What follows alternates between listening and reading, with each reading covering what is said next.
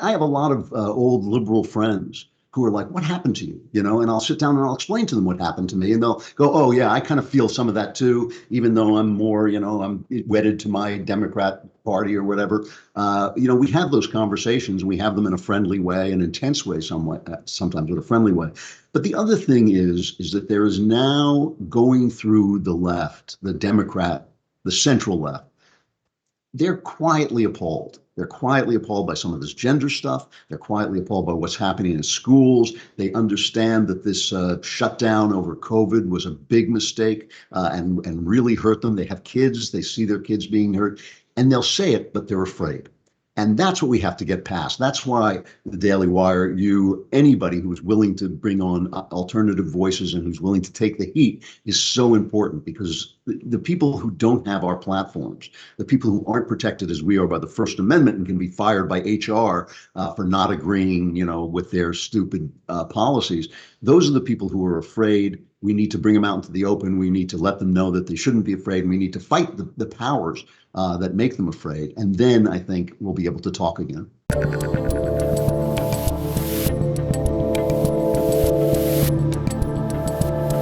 So do you think that this moment that we find ourselves in, between the big tech craziness and now just all the exposing of all of the political nonsense, that this is sort of inevitable, that maybe 20 years of the internet was going to have to get us to a place like this so that enough of us could have that awakening and then get to the other side of it, that it was going to happen no matter what?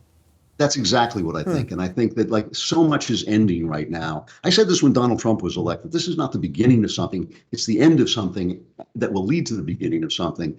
It's the end of the post-World War II era. It's the end of the Reagan era. It's the end of the baby boom epoch. The baby boomers are all going to die. I'm just hoping they won't take me with them when they go.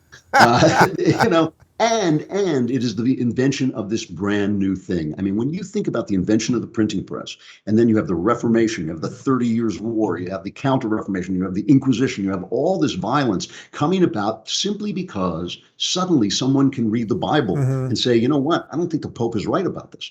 Some clown in Germany can read the Bible and say, actually, this doesn't actually sound like what the Pope is saying. That's how things fall apart. And that's what's happened here. Essentially, what Coleridge called the clerisy, this chattering classes, have suddenly had their monopoly of information taken away from them. And so the counter-reformation is basically the Inquisition that's going on is you're thrown off Twitter, you're thrown off Facebook. Google's only going to show you climate change information that agrees with what the elites want you to think.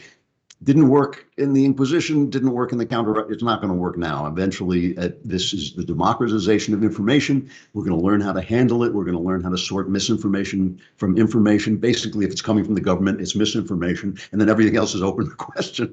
But we'll learn to sort it, and we'll stop them from censoring us. And I think ultimately, that'll smooth out. Let me ask you one, somewhat on the personal side of how we both go about doing the political thing relative to what you're talking about. It's getting harder and harder to find people on the other side that are willing to have these conversations. I would say it's almost impossible at this point. Are you able to find anybody to talk to take the counterpoint and do it without, murdering each other?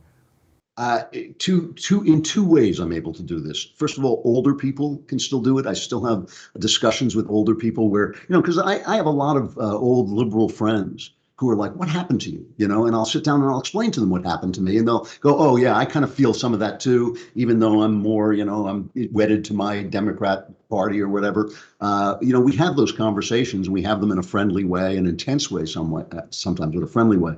But the other thing is that there is now going through the left, the Democrat, the central left, they're quietly appalled. They're quietly appalled by some of this gender stuff. They're quietly appalled by what's happening in schools. They understand that this shutdown over COVID was a big mistake and really hurt them. They have kids. They see their kids being hurt. And they'll say it, but they're afraid. And that's what we have to get past. That's why the Daily Wire, anybody who is willing to bring on alternative voices and who's willing to take the heat is so important, because the people who don't have our platforms, the people who aren't protected as we are by the First Amendment and can be fired by HR for not agreeing, with their stupid policies, those are the people who are afraid. We need to bring them out into the open. We need to let them know that they shouldn't be afraid. We need to fight the powers that make them afraid. And then I think we'll be able to talk again. Do you think that that fear thing is maybe connected to a spirituality deficit within liberals, let's say? I mean, you have an interesting spiritual journey yourself. You were born Jewish, yeah. You're Christian. But that liberals who tend to be more secular, they then, for some reason, you could sort of see it with COVID, they were all about fear basically overnight, and now that's sort of permeated through everything. Yeah, there's just no question about this. This is the other thing that's always at the core of everything. You know, we have been taught to think about history without God in it. So, you know, we'll say God is dead, you know, and that's a perfectly fair statement to make, comparing the Middle Ages to the 19th century. But you have to understand that what that means is he's dead in our hearts. He's dead. Our churches are failing us. It doesn't mean he's actually dead. And so we have to start thinking about what it is we're doing here as human beings. Because if what we're doing here is trying to live as long as we can before we die, then when, you know, Jake Tapper comes on CNN and says, no, you must be afraid, you must be fearful, then yeah, we should be fearful because as Andrew Cuomo said, what could be worse than death? But when we start to say, no, we're actually part of a greater spiritual journey, and sometimes, just like the guys who, you know, invaded Normandy Beach, sometimes we have to face death and even accept death as part of that journey. Then you have a very different way of looking at things. You know, I'm fortunate that I'm like a chattering guy like you. I'm a writer and all that stuff. I don't often have to dodge bullets or run onto a beach being sprayed by machine guns. But I wouldn't for 1 second restrain what I say because people might cancel me. I know that because I've done it. I've been kicked out of Hollywood, basically. Yeah. And you know, I would never ever do that. Not because I'm not, you know, it's not because I'm brave. It's because in God I'm fearless.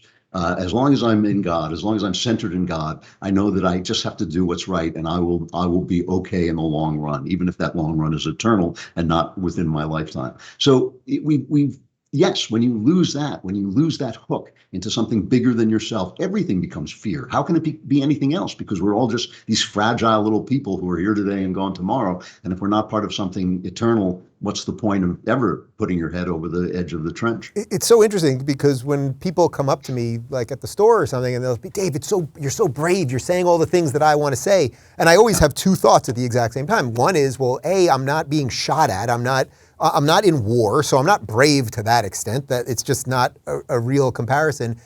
And B, I don't know that it's bravery that causes me to say the things that I believe. Sometimes I think it's just I'm nuts. I guess maybe I'm just kind of nuts, you know? I don't know. Everyone seems to be afraid of this thing, yet I seem to be one of the people doing it. Like, I don't know, maybe I'm crazy. I don't know if that makes you brave.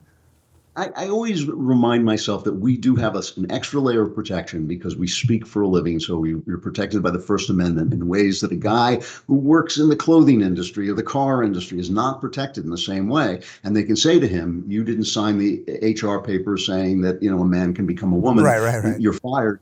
So we're a little bit more protected. But yes, I also think that is what the times require. So it's people like us who remain, because that's what the time required. If you're not able to do that, you're not going to be doing what we're doing. What do you think a reformation for the Democrats, your old friends that you can talk to, what would it look like? Like, what do you think could happen over there that would reverse the insanity, right? Like, to me right now, there's a decent fight on the right. There's like, okay, are we going to go the Trump route? Are we going to go the DeSantis route? I think there's good arguments for both. Either they're going to have to figure it out on the DL, or it's going to happen out publicly, and I think either one probably is fine. But on the left, it's hard to figure out, like, what are you people going to do with this monster that is there? Yeah, I think that the delusion that the left is living under, the nice people on the left, and there are many, many of them, many good people on the left, the delusion is that, yes, the people who are butchering children may have gone too far, but there is a version of this where that doesn't happen. Right. And that's not true. Yeah. I mean, it's all one thing. And so, look, there is something called liberalism, which maybe supports more of a welfare state, for instance, than I would support. I would like to see more things done by private charities. I would like to see the Great Society dismantled. I think it's been a disaster. I think that all of the stuff that people are attributing to the police, who have nothing to do with it, really can be attributed to the Great Society, which destroyed black families and made black people dependent and basically funded all kinds of bad behaviors that have destroyed black communities. I'd like to see all of that go away, but I can imagine a liberalism that's sort of like Friedrich Hayek says, we need a little bit of a welfare state so people won't be afraid to take chances and take risks and all that stuff. If you can recreate that liberalism that was the liberalism that I grew up with, then you'll have sanity on the left again. But either they're going to follow these people to the point where their children are taken away from them because they won't let them wear a dress, or because they won't cut a healthy girl's breasts off. You're either going to follow those people or you're going to have to side with us. If you're looking for more honest and thoughtful conversations about politics instead of nonstop yelling, check out our politics playlist. And if you want to watch full interviews on a variety of topics, watch our full episode playlist all right over here. And to get notified of all future videos, be sure to subscribe and click the notification bell.